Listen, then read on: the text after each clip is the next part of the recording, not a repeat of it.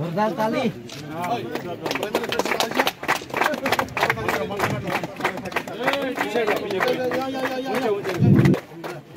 Ini pizza lah dah isi.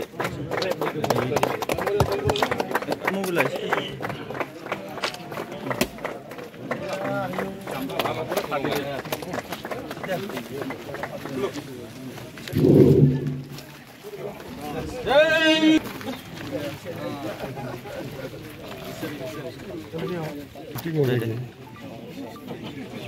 दिनै सरलपारायाव जोङो बिटिआर सरकारनिफ्राय फोसावजानाय जे सुजित नार्जारी गोसोखांथि जे न'ब्लां बिनि जोङो दिनै फाउन्डेसन बाहाय गायसनदों।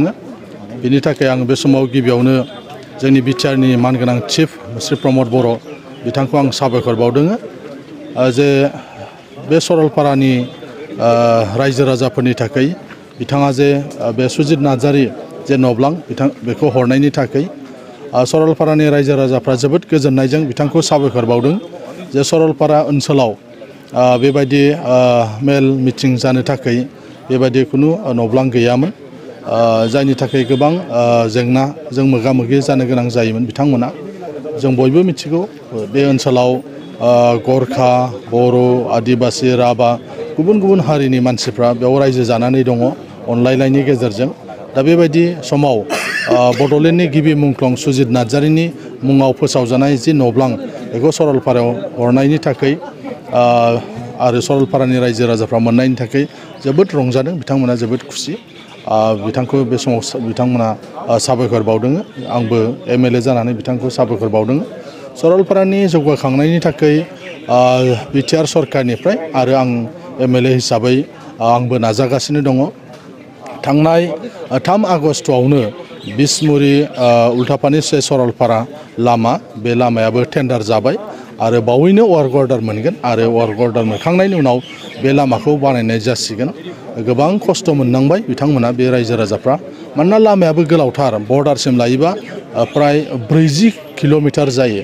दा बे 40 किल'मिटारखौ बबे स्किमाव सोगोन बिनि थाखाय थांनाय बोसोरनिफ्राय जों नाजायै जोबथारनायाव आसामनि मानगोनां गिबि मन्थ्रि बिथाङा प्राइम मिनिस्टार ग्राम सड़क योजना बे स्किमाव बेखौ सोनानै होबाय आरो बे टेन्डारबो जाबाय। दा वार्क अर्डार मोननाय लोगो लोगो बे ओनसोलनि रायजो राजाफोरनि जे गिबि हान्था मेलानि जेंनामोन बेयो सुस्रांजासिगोन। बे ओनसोलाव गोबां जेजेएमनि खामानिबो जागासिनो दङ आरो सरलपारा बे ओनसोलाव मैदेरा फ्राय नैबे बोसोरथामसोआव गोबां मानसिफोरखौ बुथारलांबाय खास्रि बिस्रि जाथायफोर जानानै थांबाय। दा बेवहाय 2 किल'मिटारनि बिटिआरनि फरेस्ट डिपार्टमेन्ट रन्जित बसुमतारिया बेवहाय आंनो 2 किल'मिटार होदोंमोन। दा बेखौ गिबियाव बे सरलपारानि रायजो राजाफोरनो होग्रोनाय जाहैबाय। सरलपारानि एमइ स्कुला दायो आपग्रेड जाबाय हाई स्कुलाव बेबायदि हाबाफारि बेवहाय सोलिगासिनो दङ। कारेन्टनिबो बेवहाय सार्भे जाखांबाय एस्टिमेटबो जमा होबाय आरो दा हाउस हल्ड सानगासिनो दङ।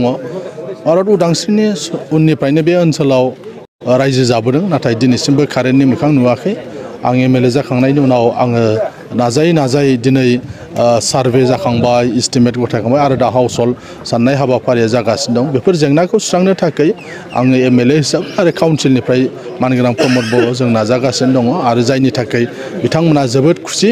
जायनि थाखाय दिनै बेहाय बे गायसननाय हाबाफारियावनो जोंखौ खावलायनाय बायदियै दिनै फ्राय 100 जन गुबुन गुबुन पार्टिनि मानसिफ्रा गावनि पार्टिखौ नागारनानै दिनै इउपिपिएल जे हान्जा बे हान्जायाव हाबदों आरो जों दिनै बिथांमोनखौ बरायदों जेन' जों जयैनो सरलपारानि जौगाखांनायनि थाखाय खामानि मावनो लांनो हायो।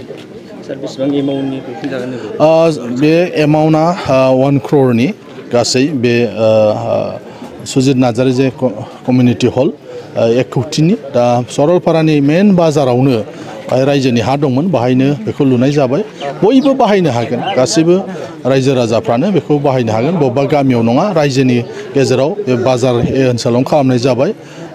बयबो हारि माहारिनि मानसिफ्रा बेखौ बाहायनो हागोन आरो जों सानो बेयो उननि समफ्राव गोबां गभर्नमेन्टनि मिटिं गोबां ट्रेनिं बायदिसिनाफोरखौ खालामनो थाखाय बेयाव खाबु मोनगोन।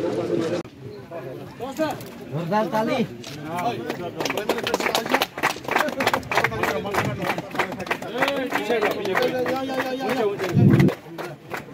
ये पेट चला रहा है इसे